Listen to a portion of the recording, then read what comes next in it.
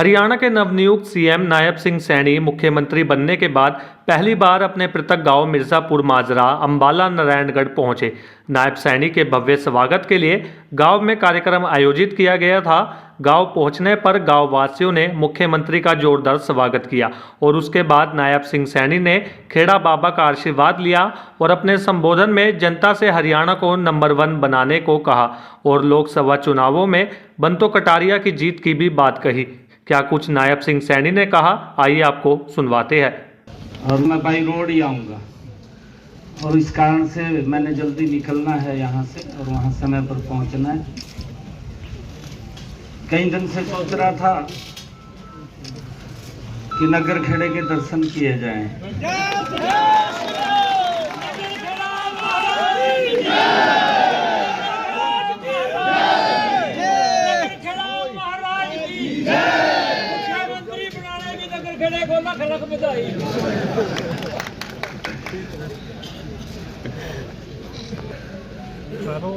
हमारी कैबिनेट के नवनियुक्त मंत्री आदरणीय असीम गोयल जी और हमारे दूसरे, मैं पहले भी आप लोगों को बताता रहा हूं कि आज जब आपने यहाँ से कुरुक्षेत्र मुझे भेजा था तो सारी चिंता अगर किसी ने मेरी की थी तो सुभाष सुधा जी थे, इन्होंने चिंता की। ये कैबिनेट में हमारे मंत्री हैं और हमारे बीच में हमारे इस क्षेत्र से जिन्होंने चुनाव लड़ा, सुरेंद्र राणा जी, जिला के हमारे अध्यक्ष मनदीप राणा जी, हमारे तीनों मंडलों के अध्यक्ष बांकाराम जी, बलकार सिंह जी, मंगूराम जी कंजाड़ा, और ये इतना आशीर्वाद और प्यार जो आप लोगों का मिल रहा है, मैं दोनों हाथ जोड़ करके सिर नवा करके आप सबको प्रणाम करता हूं।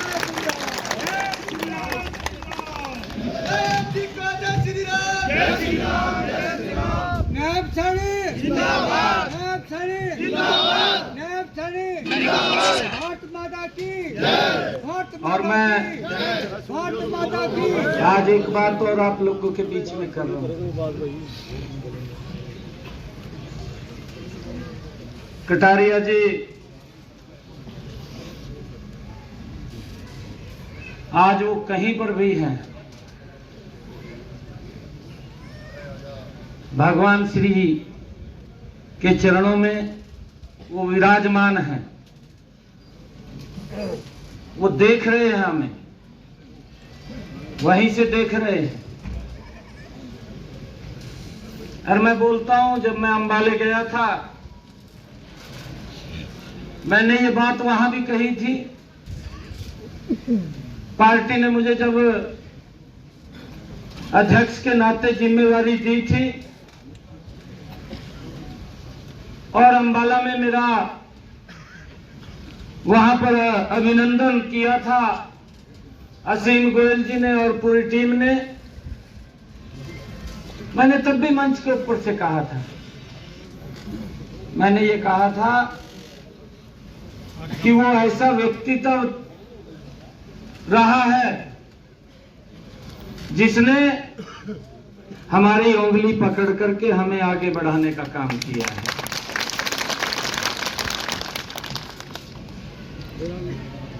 मैं मंच से बोल रहा था कि अगर आज कटारिया जी होते मैं अध्यक्ष बना हूं पार्टी का, वो ऐसा व्यक्ति था कि अपने गल में ढोल पैका अपने आप बजाना शुरू कर देता, ऐसा व्यक्ति था वो। इतनी खुशी उसके अंदर, वो ऐसा व्यक्तित्व था।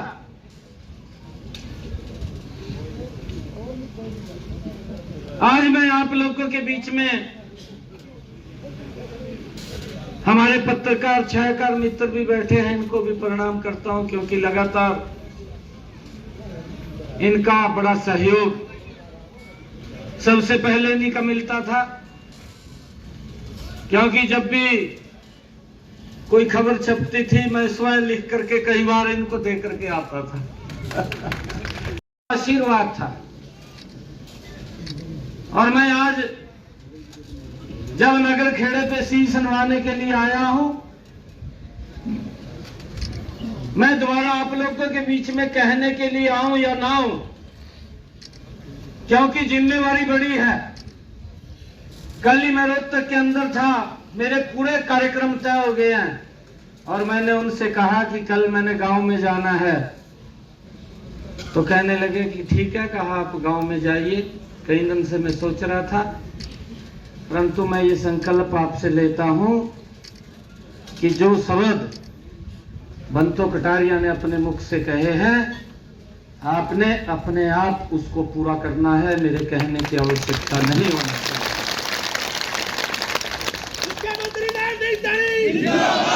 ऊपर छोड़ दियो।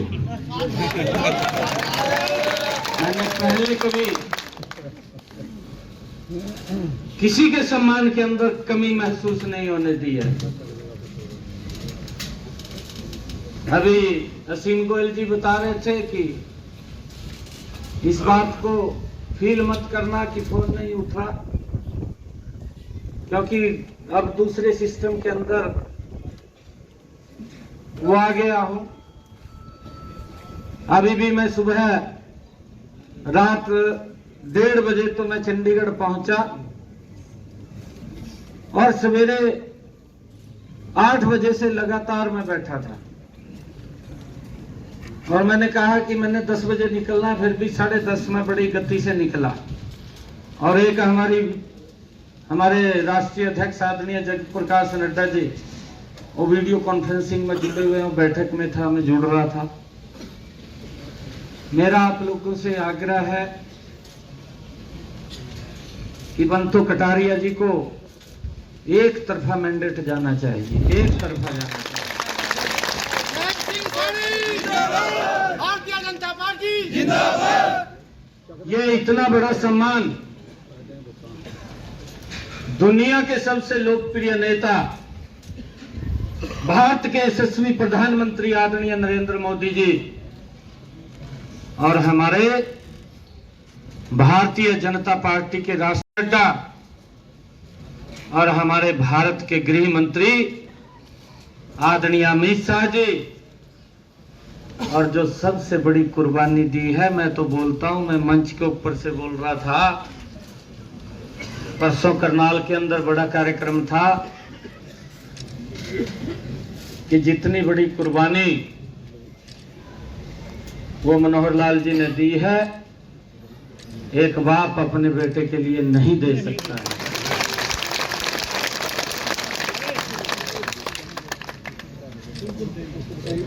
ये जो सम्मान है, ये आप लोगों का सम्मान है, ये मेरा सम्मान नहीं है। मैंने कहा है कि मैं कहीं भी घूमूंगा, मुझे जाना पड़ेगा, परंतु यहां पर हर चीज से ऊपर उठ करके मेरा आप लोगों से आग्रह है कि बंतो कटारिया ने जो शब्द कहे हैं उनको 100% धरातल को उतारना है।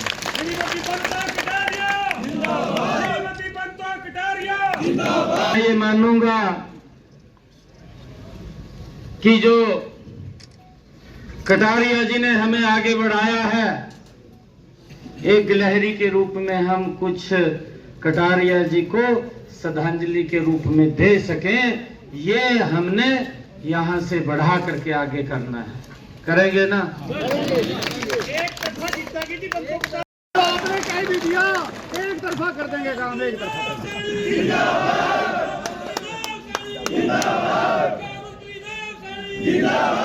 एक बात और कह रहा, जहां भी आप कहेंगे वहीं आ जाऊंगा, जहां भी आप कहेंगे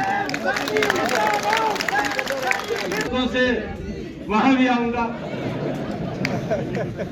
माननीय मुख्यमंत्री जी जिस दिन आप अध्यक्ष बने थे ना उसी दिन 10 की 10 सीटा नंबरदार जी को कह दिया था कि जीत गए झोली बाबा। और कह रहा हूं, आपका बेटा हूं, आपका भाई हूं, आपके सम्मान को कभी कम नहीं होने दूंगा, आपके सम्मान को बढ़ाने के लिए।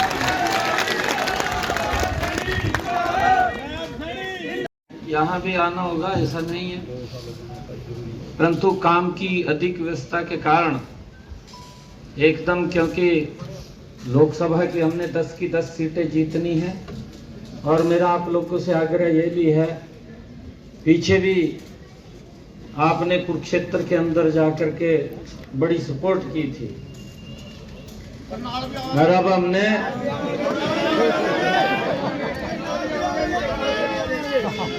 करनाल शुरू कर दिया जी काम, कल कर दिया शुरू काम, हमने परसों के हाथों में करके सुखा बाबा जी ये बात मास्टर जी ने कही है, क्योंकि यहाँ से पूरे हरियाणा की 10 लोकसभा की सीटें हमने कमल के फूल के ऊपर बड़े मैंडेट के साथ जितवा करके नरेंद्र मोदी जी को तीसरी बार प्रधानमंत्री बनाना है। इसके लिए काम करना है। आप सबका मैं दिल से बहुत बहुत धन्यवाद करता हूं, आप सबको प्रणाम करता हूं। कभी भी आपका यह मुख्यमंत्री हाउस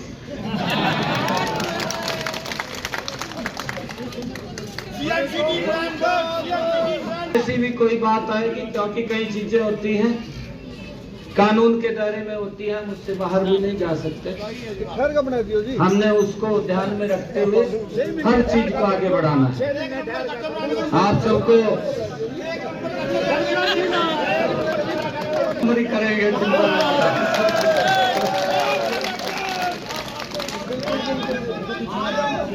परंतु एक बात ध्यान करो, हमने हरियाणा को नंबर 1 बनाना है, हरियाणा को नंबर 1 बनाना है, उसके लिए काम करेंगे।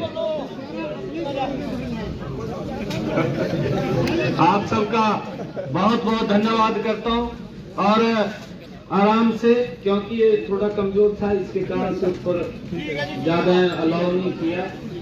और गणपति जी को बधाई, आप सबको बहुत बहुत बधाई है।